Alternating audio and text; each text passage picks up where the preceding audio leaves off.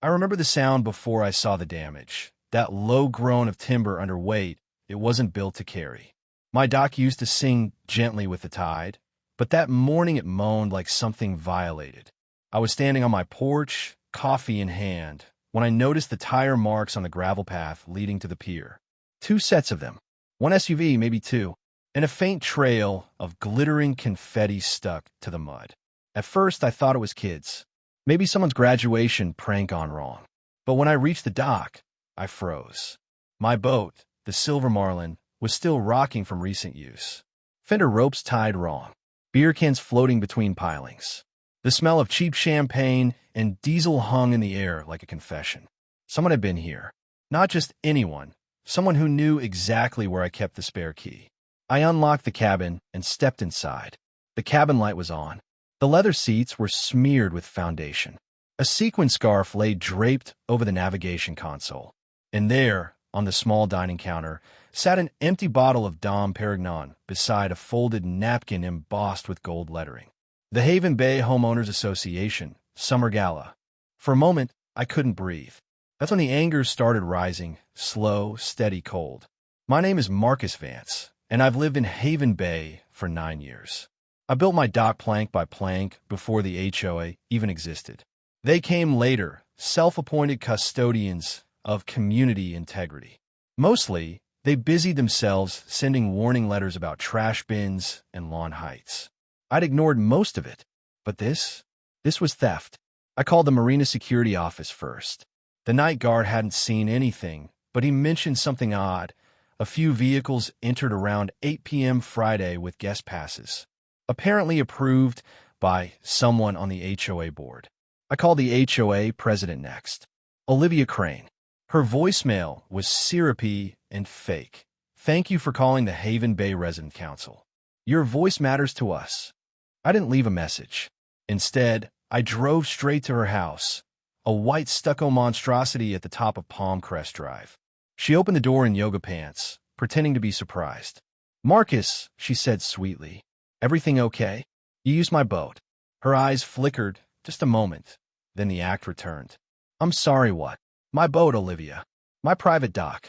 I found your gallon napkin on board. She laughed a little too high-pitched. Oh, that must have been a mix-up. We rented boats for the event. Maybe the caterers got confused. I pulled out my phone and showed her the timestamp footage from my dock cameras. Her smile fell away.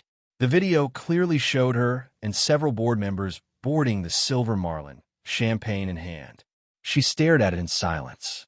Then, with the audacity only people in power can muster, she whispered, Marcus, let's not make this a big deal. You know how perception gets. We can resolve this quietly. Quietly, I repeated. You trespassed on my property, Olivia. She tilted her head. Be reasonable. You wouldn't want to cause unnecessary division in the community, would you? There it was, the threat behind the smile. The HOA's favorite weapon. I left before I said something that'd make things worse. But as I drove back down the hill, I already knew I wouldn't let it slide. That night, I filed a police report. Detective Elena Rourke from the county precinct showed up 2 days later. Short hair, firm handshake, eyes that missed nothing. You said they held a party on your boat? Without permission. I've got footage, guest lists, invoices.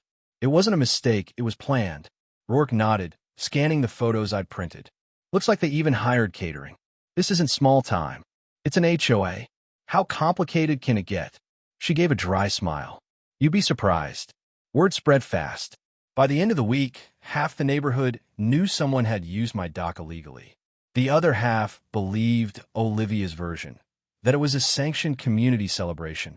Flyers appeared on bulletin boards, painting me as uncooperative and disruptive. They'd started turning it around on me. Classic. Then came a notice of violation, left in my mailbox, stamped with the HOA seal. Unauthorized recording of community members is a privacy breach. I laughed out loud. They were actually accusing me. That was the night I stopped being angry and started being strategic. I reached out to neighbors who'd quietly voiced frustration over the HOA's overreach, the random fines, the endless beautification dues. One of them, Linda Park, told me something that changed everything. They've been moving money around, she said. Budget meetings don't add up. My husband works in accounting. He saw payments to a shell contractor that doesn't exist. She slid me a USB drive. They think no one notices. You might want to.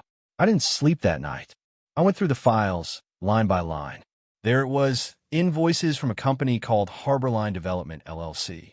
Tens of thousands spent on clubhouse upgrades. The clubhouse hadn't changed in years. By morning, I was sitting in Detective Rourke's office. She whistled low when she saw the spreadsheets. "This isn't just misuse," she said. "This looks like embezzlement. Can we prove it?" "Not yet," she said. "But if you're willing to cooperate, maybe." 2 days later, a city inspector showed up at my door. Anonymous complaint about unsafe modifications to my dock. I almost laughed again. They were trying to scare me off. Instead, I called the sheriff's office. "Tell Detective Rourke," I said. They just made their next move. 3 days later, she did too. Rourke showed up with a thin smile. "We've got something," she said, sliding a few printed emails across my kitchen table. They were between Olivia and the HOA treasurer, Douglas Trent. "Douglas, what if he finds out?" "Olivia." "Then we spin it as a misunderstanding." "He's reasonable." She looked up. "Still think it's a misunderstanding?" I didn't answer. I was already picturing Saturday's emergency HOA meeting. The one Olivia had called to address rumors. That would be my stage. The night of the meeting, the community hall was overflowing. People stood in the aisles, arms crossed, faces tense. Olivia sat at the head table beside Douglas, pale but defiant. I stepped up to the microphone and unrolled the petition. "My name is Marcus Vance," I said. "I'm the legal owner of 17 Harbor View and the private dock adjacent to it. As of last week, that property was unlawfully accessed by this board." A ripple of whispers filled the room. I held up the printed email. "This was sent from the HOA server. It proves premeditation." Gasps. Someone shouted, "She used our dues for that party." Rourke's words echoed in my head. "Still think it's a misunderstanding?" The vote took 20 minutes. 64 in favor of removal. 2 against. When the result was read, Olivia didn't look up. I didn't celebrate. I just gathered my papers, stepped outside, and let the night air wash over me. Justice had started, but I knew this wasn't the end. It was only the first crack in the wall. 2 days after Olivia's removal, I got the call that changed everything. Not from Detective Rourke, from a number I didn't recognize. A man's voice, steady but clipped, came through the line. "Mr. Vance? This is Agent Rafael Mendoza, Department of Homeland Security. We'd like to speak with you regarding the Haven Bay Homeowners Association." For a moment, I thought it was a prank. Homeland Security? For an HOA? But when I arrived at the precinct and saw the badge, the folder on the table, and Mendoza's expression, I realized this wasn't about property lines anymore. He motioned for me to sit. "We've been monitoring irregularities involving several residential associations along the coast," he said. "Your HOA president, Olivia Crane, appears to be at the center of one." He slid the folder toward me. Inside were ledgers, transaction logs, and a guest manifest from the gala. 2 names at the bottom were circled in red. "I don't know them," I said. "You wouldn't," Mendoza replied. "They're aliases, both linked to an interstate wire fraud network. We believe Crane was laundering funds through a shell nonprofit called the Haven Bay Coastal Renewal Initiative." I stared at him. "You're telling me my HOA was a front?" He gave a short, grim laugh. "Not entirely. Most members were just homeowners. But your president and a few others used the association's accounts to move embezzled funds, disguised as community projects. Dock repairs, landscaping, fake grants. The usual camouflage." I felt the air leave my lungs. "How much?" "Rough estimate?" Mendoza flipped the page. "Just under $3 million over 6 years." I sank back, mind racing. I'd known something was rotten, but not this. Not federal crime level rotten. "They kept residents compliant," he continued, "by enforcing minor infractions, trash bin violations, lawn citations, while making cosmetic improvements to pacify suspicion. Classic control structure." My hands tightened around the folder. "So the boat party wasn't a party," Mendoza said. "It was a business meeting, a cover for out-of-state buyers acquiring waterfront deeds through forged titles." The Silver Marlin was convenient, off the record, private, and, they thought, unmonitored. They didn't know I had cameras, I muttered. He nodded. That footage fast-tracked our warrant. Thank you for keeping those. For the first time in weeks, I felt a grim sort of vindication. So what now? Douglas Trent has been detained, Mendoza said. He tried to board a flight to Panama. 2 other board members, Janice Leland and Peter Maynor, are being subpoenaed. Olivia Crane, however, he hesitated. She's gone. Gone where? She lied about leaving for a wellness retreat in Arizona. Her phone pinged near a private airstrip outside Charleston. She's traveling under an alias. We're working with Customs and Interpol to track her. I leaned forward. You'll get her. Mendoza met my eyes. We will. But we'll need your continued cooperation, statements, testimony, anything connecting property misuse to financial intent. You'll have it, I said. When I left the precinct that evening, Haven Bay didn't feel like home anymore. The pastel houses and neat palms all looked complicit. As I drove past the marina, a crowd had gathered near the notice board. Someone had taped a newspaper clipping there, bold headline underlined in red marker. Local HOA president under federal investigation for fraud and conspiracy. Below it, someone had scrawled, so much for the summer gala. People laughed nervously, whispered in clusters. A few waved, others looked away. I didn't blame them. For years, they'd trusted Olivia, her leadership. It takes time to realize you've been living in someone else's illusion. Mr. Roth, a retired firefighter, approached with a clipboard. We're forming a transitional committee, he said, until the court appoints a state administrator. We could use you. I've got enough legal paperwork to drown in Frank. He smiled faintly. It's not about paperwork, Marcus. It's about getting our neighborhood back. You were the first one who stood up to them. That means something.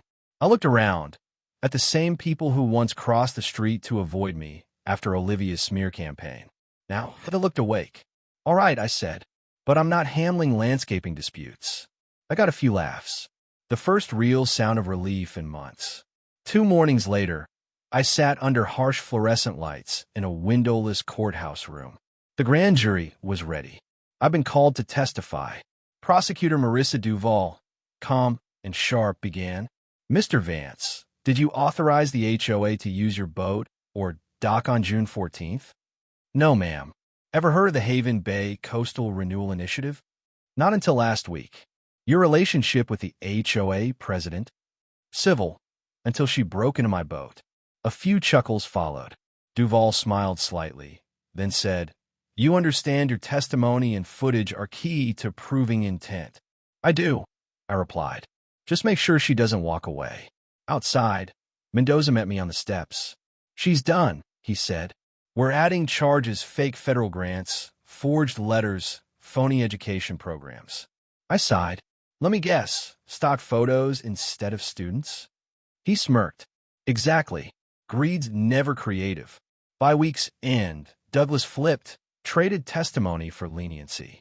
He exposed Olivia's offshore accounts, fake passports, and backdated deeds. The case blew open. The state froze HOA funds, blacklisted contractors, and put Haven Bay under court control. The once tranquil neighborhood was now a federal crime scene. My boat, Silver Marlin, sat in dry dock. Pipes burst, deck gouged, windshield cracked. I paid for repairs myself. It wasn't about money anymore. It was about principle. Late one night, Mendoza called. We got her.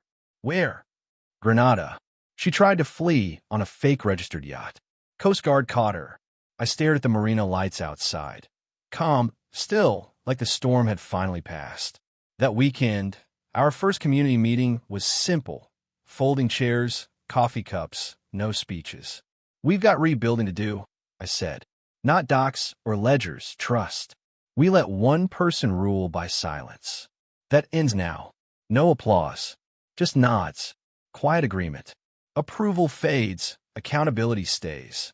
The first day of the trial felt like stepping into a slow-moving storm. The courthouse, with its sterile marble floors and echoing hallways, carried the kind of silence that hummed with expectation. The sound before a verdict, before a life is rewritten. I've been in courtrooms before, as a defense attorney, back when I believed justice was a system of logic, not leverage. But this time, I was on the other side of the aisle. A witness. A victim. Not a role I'd ever wanted. As I entered the courtroom, every face turned. Reporters, residents, strangers clutching notebooks. The air smelled faintly of coffee and anxiety. Olivia Crane sat at the defense table, dressed in a beige suit that screamed false humility. Her hair was neatly tied back, her smile faint, deliberate, like she still believed she could charm her way out of accountability. Our eyes met for a fraction of a second. She didn't flinch. That was her power. She made you doubt the truth you'd lived through.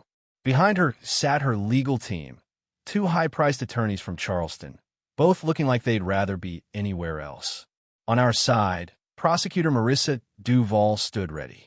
Her posture was razor straight, every document perfectly aligned. She caught my eye and gave the smallest nod. It was time. The bailiff called the court to order. Judge Caroline Mercer presided, a woman known for her calm, no-nonsense demeanor and a reputation for dismantling manipulative defendants with surgical precision. People versus Olivia Crane, she said, charged with wire fraud, conspiracy, embezzlement, and forgery. The words echoed through the room. The prosecution began its opening statement, Duval's voice steady and crisp. For years, the defendant used her position of trust to enrich herself under the guise of community service. She manipulated the residents of Haven Bay, weaponized bylaws to silence dissent, and laundered millions through fraudulent grant programs. Each word landed like a strike. When it was my turn to testify, I felt a strange calm settle in, the kind that comes when fear finally burns itself out. Duval began gently, laying the groundwork. Mr. Vance, can you explain your involvement with the Haven Bay Homeowners Association? I moved there 6 years ago, I said. I joined a community I thought valued integrity and cooperation. I didn't realize I was stepping into a facade. She nodded. When did you first notice irregularities? When they started targeting me, I said, glancing toward Olivia. Fines, accusations, meetings behind closed doors. It stopped being about the neighborhood and started being about control. She guided me through each event, the trespassing, the break-in, the stolen camera footage, the gala. With every word, Olivia's lawyers scribbled notes, occasionally whispering to her. When Duval played the security footage, the one showing Olivia boarding Silver Marlin under cover of night, a murmur rippled through the courtroom. The screen flickered with grainy black and white images. Olivia stepping aboard, glass in hand. Douglas trailing behind, a smirk on his face. Laughter, music, the faint clink of bottles. A party built on stolen ground. Duval froze the frame. Do you recognize this, Mr. Vance? I do, I said. That's my boat. They didn't have permission to be there. Your Honor, Duval continued.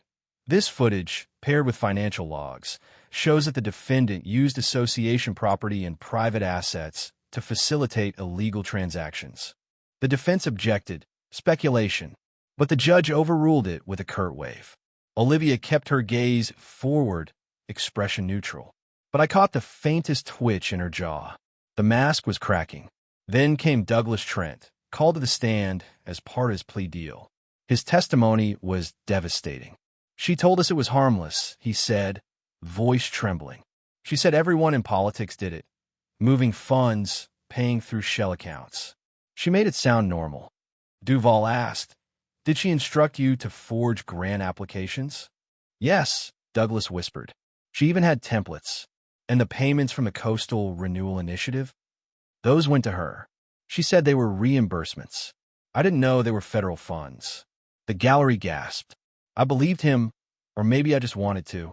He looked broken, stripped of the arrogance he once wore like armor. When Duval rested, Olivia's defense finally rose. Her lawyer, sleek, rehearsed, began the performance. Ladies and gentlemen, this case is built not on fact, but on resentment. My client is guilty only of caring too much about her community.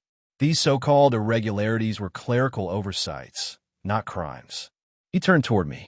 And Mr. Vance, the man accusing her, he's not a neutral party. He's someone who's had personal conflicts with Ms. Crane, correct? I met his gaze. If being extorted, trespassed against, and defamed counts as conflict, then yes, we've had some. Laughter broke out in the gallery. Even the judge's lips twitched. He pressed harder, though. You filmed your neighbors without their consent, didn't you? My property, I said flatly. My security cameras. He circled, trying to paint me as paranoid, a meddler who overreacted to harmless administrative errors. But every time he built an argument, Duval dismantled it with documents, signatures, timestamps. By the end of the cross-examination, his tone had shifted from confident to desperate. And Olivia, she looked smaller now. The calm veneer was gone, her shoulders drawn inward, lips tight. By the third day, the defense had collapsed. Emails, bank records, and Douglas's confession tied Olivia directly to the fraud. Then Duval called her to the stand. Ms. Crane, you chose to testify. Why? Olivia lifted her chin. Because I have nothing to hide. She spoke like a politician, part apology, part defense. I made mistakes. I trusted the wrong people. But I did it for the community. Duval held up a folder, including the offshore accounts under Cranewood Holdings. Your middle name is Wood, correct? Olivia froze. Yes. It was over. A week later came the verdict. The courtroom was packed. When the judge said guilty on all counts, relief washed over me. Olivia didn't flinch. No tears, just that calm smile. As the bailiff led her away, she turned to me. You think this changes anything? They'll replace me with someone worse. For a moment, I almost believed her. Power always finds cracks to grow in. But then I thought of Frank, the committee, the neighbors who finally saw the truth.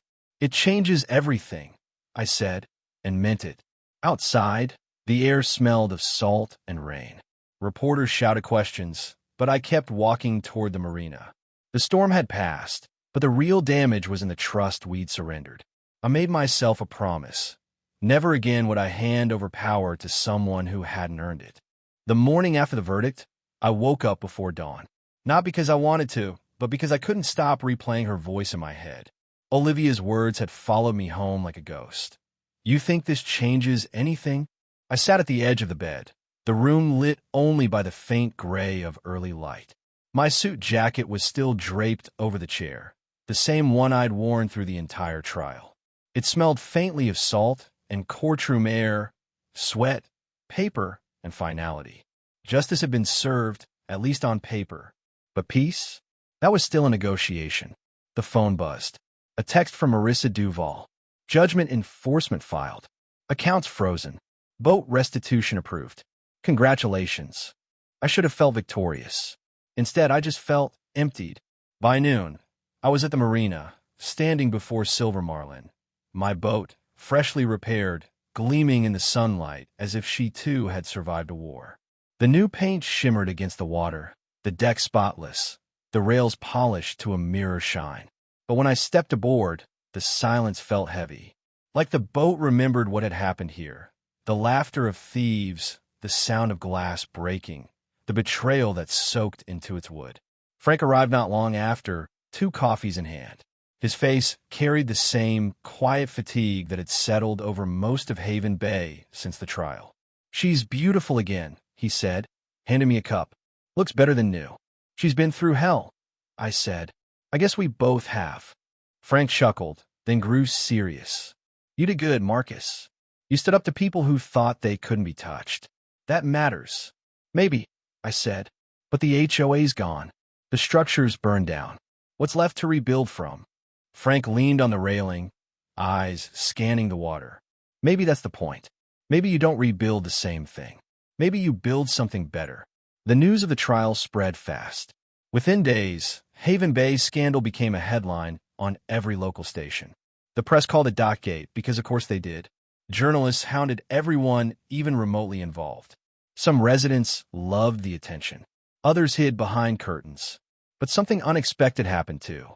People started talking to each other again, openly, honestly. Neighbors who hadn't spoken in years began comparing stories. They realized the fines they'd paid, the letters they'd received, the threats. None of it had been lawful. It had all been part of the same web Olivia spun to control the neighborhood. Within weeks, we held the first open community meeting. Not in the clubhouse that had been repossessed by the county, but in the open park by the bay. Folding chairs, paper cups of lemonade, no agenda, no power plays. Marissa came too, not as the prosecutor, but as a friend. "I'm not here to talk law," she said, smiling. "I'm here to talk prevention. You don't need another HOA. You need accountability and transparency." She laid out what the county had implemented. Quarterly audits for all residential boards. Mandatory disclosures for budgets. Independent compliance officers rotating annually. It wasn't perfect, but it was something. For once, rules felt like protection, not punishment. That night, I walked through Haven Bay like a stranger returning home. The streets looked the same, but they didn't feel the same. The tension that once hung in the air, the whispered threats, the quiet paranoia, was gone. In its place was something fragile, almost hopeful. Linda waved from her porch. She'd testified during the trial, soft-spoken but brave. Now, her eyes carried pride instead of fear. "Big barbecue next weekend," she called out. "You're not allowed to say no." I laughed. Wouldn't dream of it. Even the Danilos, who'd nearly sold their house in the middle of the chaos, were staying. Their kids chased each other barefoot through sprinklers, shrieking with joy. I realized then how much we'd lost that couldn't be replaced, and how much had quietly survived. But not everyone was happy. 2 days after the verdict, I found a letter slipped under my door. No return address. It read, "You think you fixed something? You just made enemies you can't see. Watch your back." No signature. No handwriting I recognized. Just words meant to unsettle. And they did. I didn't show it to anyone. Not even Frank. Old instincts kicked in, the lawyer in me cataloging every threat, every anomaly. But this wasn't the courtroom anymore. This was the real world, where justice doesn't always end when the gavel falls. Weeks passed. The restitution fund began paying residents back, slowly but surely. The old HOA website was taken down. Olivia's properties were auctioned off by the state. Rumor had it she'd been moved to a federal facility in Virginia. Sometimes I'd picture her there, the woman who once controlled an entire community, now just another inmate in a beige jumpsuit, filing appeals that would go nowhere. But part of me wondered if she still felt powerful, even in defeat.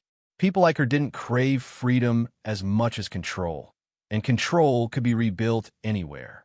I had to remind myself, her chapter was over. Mine wasn't. A month later, the barbecue Linda promised finally happened. The smell of grilled ribs and lemon bars filled the air, laughter echoing across the bay.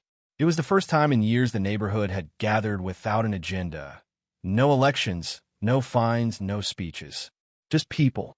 Frank strummed a guitar. The Danilo's kids roasted marshmallows. And for the first time since this all began, I felt something like peace. As the sun began to set, I wandered down the dock to Silver Marlin. The water glowed gold under the fading light. I sat at the helm, hand resting on the polished wheel. For a moment, I closed my eyes. The silence wasn't heavy anymore. It was healing. No voices plotting behind closed doors. No envelopes with threats. No forced compliance. Just the hum of the bay, the whisper of wind, and the faint laughter of neighbors learning how to live again. I thought about what Olivia said. They'll replace me with someone worse. Maybe, maybe not. But as I watched the reflections of the homes shimmer on the water, I realized something she never did. Real power doesn't come from control. It comes from trust. And trust has to be earned, one honest act at a time. When I finally went home that night, I left the dock lights on. Not as a beacon, but as a reminder that no matter how dark things get, the light always comes back. Quietly, stubbornly, like hope refusing to die. And this time, I was going to protect it. It's strange how silence can make you suspicious. A month after the trial, Haven Bay was quiet again, too quiet. The lawns were trimmed, the docks freshly stained, the park benches repaired. On the surface, everything looked better than ever. But underneath that calm, something fell off. I'd wake up in the middle of the night to the faint hum of an engine somewhere beyond the water. Once I saw headlights down by the old clubhouse lot, the one the county had seized and boarded up. By the time I grabbed a flashlight and went down there, the car was gone. Old paranoia, I told myself. But Deep down, I knew paranoia had kept me alive through worse. One morning, as I was heading to the marina, Frank waved me over from his porch. He had that same look he used to wear when something in the neighborhood wasn't right. "Got a minute?" he asked. "Sure. What's up?" He handed me a thin, unmarked envelope. "This was in my mailbox yesterday. Thought it was junk mail, but then I saw your name. Inside was a single page. Typed. No signature. You stopped Olivia. But not everyone. Ask yourself who benefited most from her fall." I looked at Frank. "You read it?" He nodded. "Yeah. I don't like what it implies." "Neither do I." That afternoon, I drove to the county office to meet with Marissa Duval. She'd moved on to another case, public corruption involving a coastal zoning committee. But when she saw the letter, her expression tightened. "You think this is real?" I asked. "Depends," she said. "You've still got a restitution fund, right?" "Yeah. The county's holding it until the accountant finishes distribution. Then it's real," she said flatly. "That fund's worth over $1 million.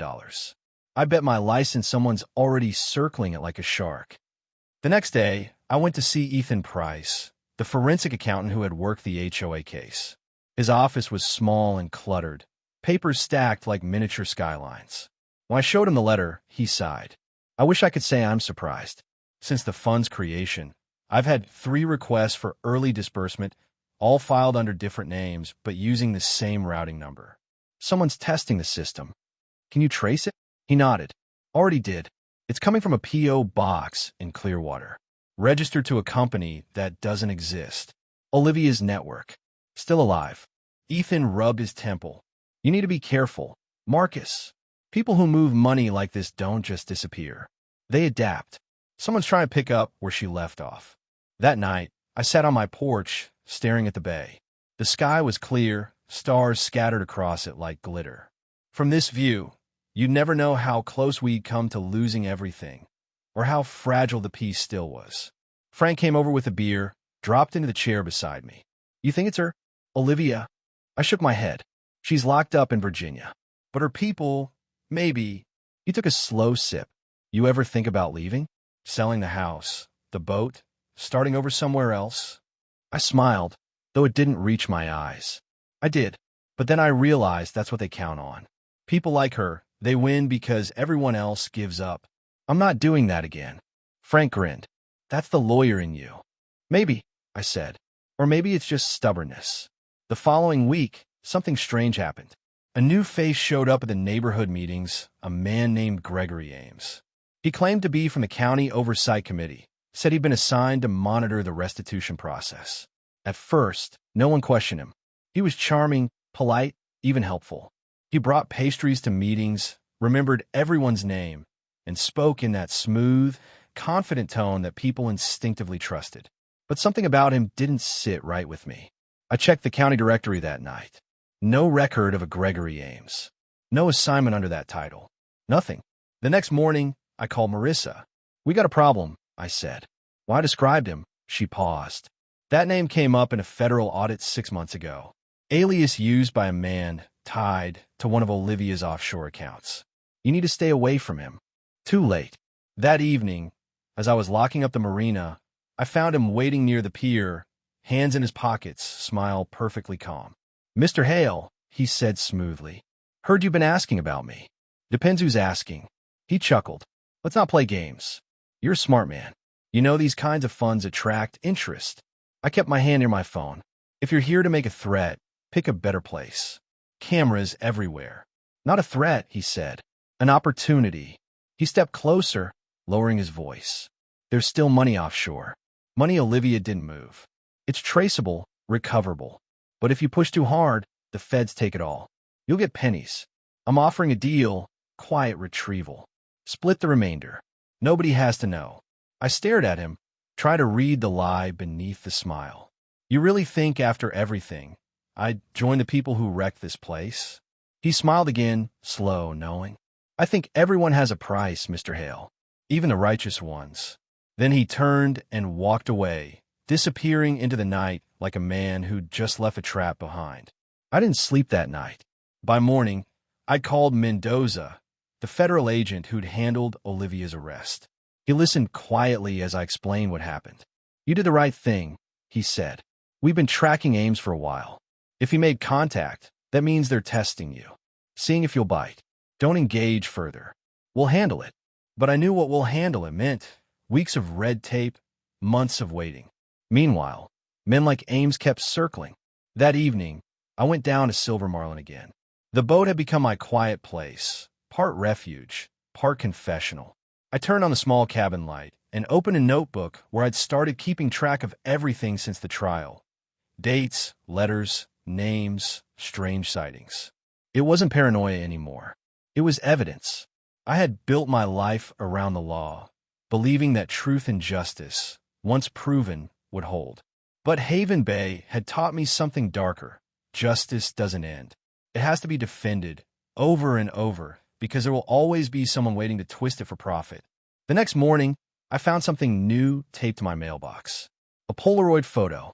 It showed Silver Marlin, taken at night from across the water. On the back, in neat black ink, were 3 words. You can't protect everyone. I took the photo to Marissa and Mendoza that afternoon. They said they'd open an investigation, increase patrols around the marina. But the look in Mendoza's eyes said what I already knew. Whoever sent it was close. Maybe too close. That night, as rain began to fall against the windows, I sat by the dock again, staring into the dark water. I thought about Olivia, how she'd built her empire on silence, intimidation, and control, and how easily new people were stepping into her shadow, trying to resurrect what she'd lost. But this time, I wasn't just a victim. This time, I was ready. I used to believe evil had a face, something you could point to, a name, a signature on a contract, a person behind a podium. But lately, I've learned it's quieter than that. It hides in boardrooms, in bank accounts, in the simple click of a mouse that transfers money you'll never see. The morning after I found that Polaroid, I stood on my porch watching the mist crawl across the bay. The air smelled like wet pine and diesel, familiar grounding. But my mind was miles away. Whoever sent that picture wasn't just watching.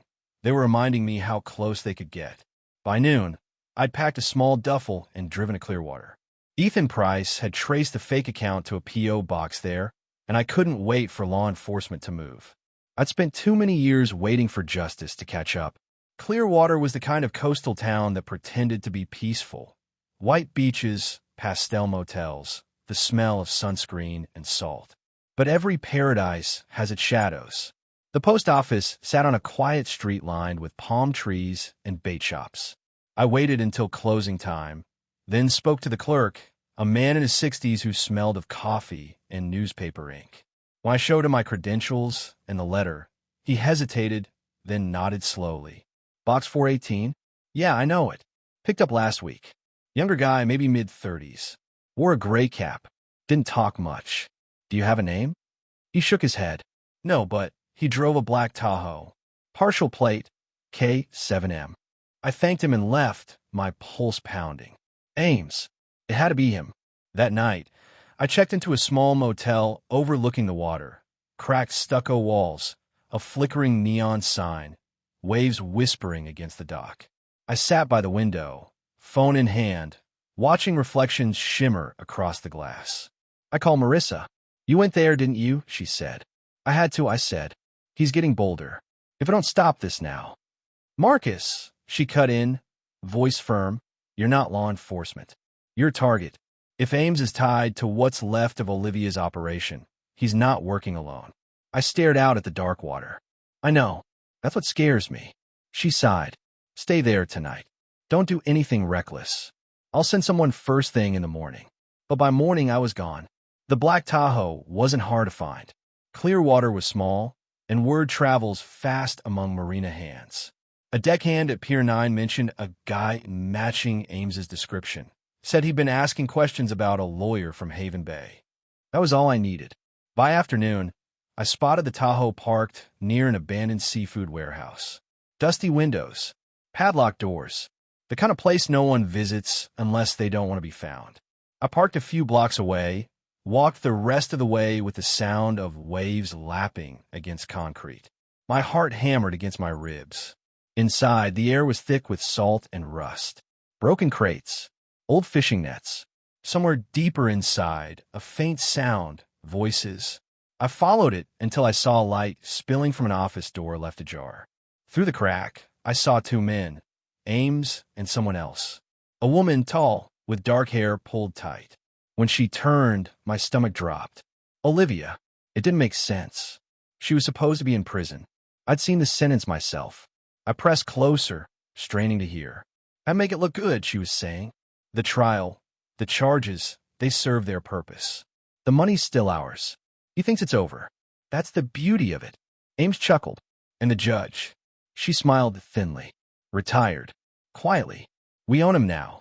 My mind was spinning. Was this real? Had I been played all along? The floor creaked under my foot. Ames turned. "Wait." I started, but too late. He lunged for the door, and I bolted. My shoulder slammed into a crate, splinters cutting my arm. I sprinted down the hallway, boots echoing against concrete. Olivia shouting behind me. "Stop him!" I burst out the side door into blinding sunlight, sprinted toward the dock. But the sound of footsteps closed in.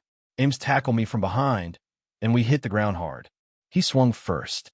I blocked, shoved him off, and ran for my car. A gunshot cracked the air. The bullet hit the metal just inches from my head. I dove behind the hood, gasping. Another shot rang out, then another closer, then silence. When I finally looked up, Ames was gone. Olivia too. The warehouse door swung open in the breeze, empty. By the time police arrived, called anonymously, apparently, there was no sign of them. No fingerprints. No vehicles. Nothing. Marissa met me at the station later, her face pale. "Marcus," I checked. "Olivia is still in custody. Federal facility in Virginia. She's not out." "But I saw her," I said. "I swear." She leaned forward. "Look at me. You've been under surveillance, harassed, threatened.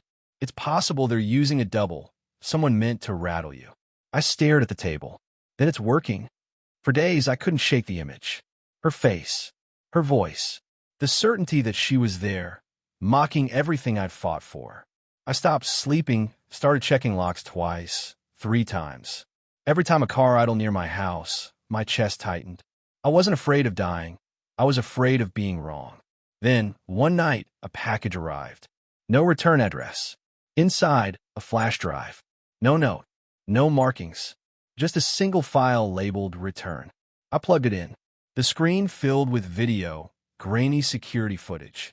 It showed me, standing on the courthouse steps the day of Olivia's sentencing. Smiling. Shaking hands. Behind me, blurred in the background, a woman watching from the crowd. Same height. Same hair. Same cold composure. The caption below the video read, "You never buried the queen. You buried her shadow." I drove to Marissa's office first thing in the morning. She played the video 3 times, frowning deeper each time. "If this is real," she said, "then someone staged the whole trial. A body double, maybe even an identity swap. It's possible Olivia cut a deal before you ever saw her in court." I leaned forward. "So she's still out there?" "Maybe. Or maybe someone wants you to believe she is." I shook my head. "No, that's her. I'd know that voice anywhere." She sighed, rubbing her temple. "Then this isn't over. But if she's resurfaced, she'll make another move soon. And when she does, we'll be ready." That night, I went to the marina again. The bay was black glass, reflecting pinpoints of light from distant houses. The silver marlin rocked gently in its slip, ropes creaking softly. I sat in the cabin, replaying everything. The trial, the letters, the threats, the woman's face. Olivia was alive. I could feel it, and she wasn't hiding. She was hunting. As I turned off the cabin light, I caught a glint of something across the water, a reflection that didn't belong. Someone was standing at the far end of the dock. A woman. The wind lifted her hair, revealing a familiar silhouette. For a moment, neither of us moved. Then she raised her hand, not in threat, but in a slow, deliberate wave, and disappeared into the fog. I didn't sleep that night. Every sound outside, the groan of a dock rope, the soft slap of waves against the hull, felt amplified. Somewhere beyond the fog, I knew she was watching. Olivia, or whoever was pretending to be her. By sunrise, The mist had burned away, leaving the bay glassy and calm, like the world had forgotten the night before. But I hadn't.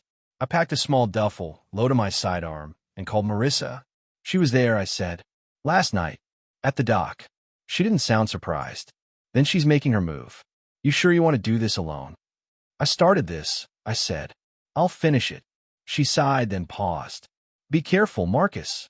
If she's really alive, she's been planning this for years. Yeah, I said quietly. And so have I. The next lead came from an unexpected place. A message arrived in my inbox from an anonymous address. You want the truth? Come to Haven Point. Midnight. Come alone. Attached was a photo of the Silver Marlin, taken from a high angle, like from a drone. The timestamp was from 2 hours earlier. I knew exactly where Haven Point was, an old boatyard 3 miles north of the marina, abandoned after the hurricane 5 years ago. No lights, no cameras, no witnesses. Exactly where this needed to end. By the time I arrived, the sky had turned violet black, the moon swallowed by thick clouds. The boatyard looked like a graveyard of ghosts. Half-sunken hulls, rusted cranes, twisted metal swallowed by weeds. I parked near the gate and slipped inside. My footsteps echoed on cracked concrete. Somewhere in the distance, a loose chain clanged in the wind. Then a light. A single lantern flickered inside one of the warehouses. I moved closer, every nerve alert. When I stepped inside, I froze. Olivia was standing in the middle of the room, dressed in black, her hair tied back. She looked exactly as I remembered. Sharp, controlled, eyes like polished glass. Marcus, she said softly, like greeting an old friend. You look tired. I stared at her, trying to process the impossible. You're supposed to be in federal custody. She smiled. I was. For 3 hours. Ow! She tilted her head. You really think people let me go to prison? I built that association from nothing. Do you know how many favors that bought? How many judges, prosecutors, inspectors owed me something? You faked the trial, I said. She shrugged. Not entirely. I let them try my shadow, the woman you saw in court. She was useful. You let someone else take the fall. Call it business arrangement. She wanted a new identity. I needed a clean exit. I felt something inside me go cold. And you still couldn't stay away. Oh, Marcus, she said, stepping closer. You're the only loose end. Every empire needs a story. A villain, a hero, and a martyr.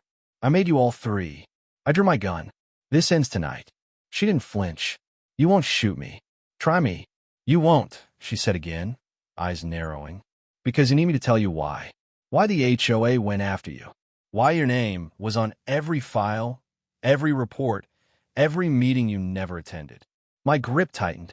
You forged them. No, she said. I didn't have to. You were on the list long before I arrived. You bought that property under a false zoning permit. Didn't you ever wonder why it was so cheap? My breath caught. What are you talking about? She smiled thinly. Your land was part of a developer's shell acquisition, used to launder money through construction contracts. When you refused to sell, you became a liability. I just accelerated the process. I shook my head. You're lying. She stepped closer until her face was inches from mine. Am I? Think about it, Marcus. Every time you fought the HOA, every document you exposed, every secret you revealed, you weren't dismantling corruption. You were exposing a cover-up that went far above me. I felt dizzy, like the floor had shifted beneath me. Then who's behind it? I asked. She smiled. You wouldn't believe me if I told you. Try me. She leaned in. The judge. For a moment, all I could hear was the wind whistling through the rafters. Whitford. Retired last month, she said. Moved to Nevada. New house. Paid in full by a consulting firm that doesn't exist. My hand trembled around the gun. You're lying. I don't need to, she said softly. You've already seen the truth. You just didn't want to believe it. Before I could respond, a click echoed behind me, the unmistakable sound of a safety being released. Drop the weapon, Marcus. I turned slowly. Judge Whitford stood in the doorway, a pistol trained on me. His suit was rumpled, his expression unreadable. I told her you wouldn't stop, he said. You should have taken the win and walked away. Olivia smiled, stepping back. You see, Marcus? We're the same. Survivors in a game built on leverage. You fought for justice, but justice doesn't exist. Only negotiation. The judge raised his gun. It's time to close this chapter. I acted on instinct, dove sideways as the shot rang out. The bullet shattered a crate beside me. I rolled, fired back once, hitting the lantern. The room plunged into flickering shadows. Smoke. Footsteps. A struggle of silhouettes. I saw the judge raise his weapon again, and then a second gunshot tore through the dark. He staggered, eyes wide, a bloom of red spreading across his shirt. Behind him stood Olivia, gun still smoking. She looked at me, breathing hard. He was sloppy. You used him, I said. He used me first. For a long moment, neither of us moved. The room smelled of gunpowder and salt. Then I lowered my weapon. You're coming with me. She smiled faintly. You still don't get it. You'll never find me again. She tossed something at my feet, a small flash drive, and disappeared into the shadows before I could react. By the time the police arrived, the warehouse was empty. Whitford was dead. Olivia was gone. Again. 3 weeks later, I sat in Marissa's office as digital analysts decrypted the flash drive. Inside were dozens of files, financial ledgers, offshore accounts, internal memos, all tracing back to a single government housing initiative, the same one that funded Windward Palms. The rot went higher than anyone imagined. Marissa looked at me, eyes wide. Marcus, this isn't just HOA corruption. This is federal-level fraud. I nodded slowly, and Olivia knew it all along. She leaned back. What do you want to do? I stared at the screen, at the empire of lies and money laid bare before me. Burn it, I said. All of it. That night, I drove back to the marina. The Silver Marlin waited at her dock, gleaming under the moonlight. I climbed aboard, started the engine, and let the current carry me into the open bay. The horizon was just a line of faint gold where the sea met the sky. I thought about everything that had happened. The lies, the betrayals, the faces of people who'd lost more than I ever could. Justice, I realized, wasn't about punishment. It was about remembrance. About never letting the same rot grow back. I reached into my pocket and pulled out the flash drive, that final piece of her. I held it up to the moonlight, then let it fall into the water. It sank quietly, leaving only ripples that vanished into the dark. For the first time in years, I felt something close to peace. No more evidence. No more trials. No more ghosts. Just me, the water, and the sound of the tide carrying everything away. As the sun broke over the bay, I whispered to the wind, "Rest now, Olivia. The story's over." And for once, the silence didn't feel like loss. It felt like freedom.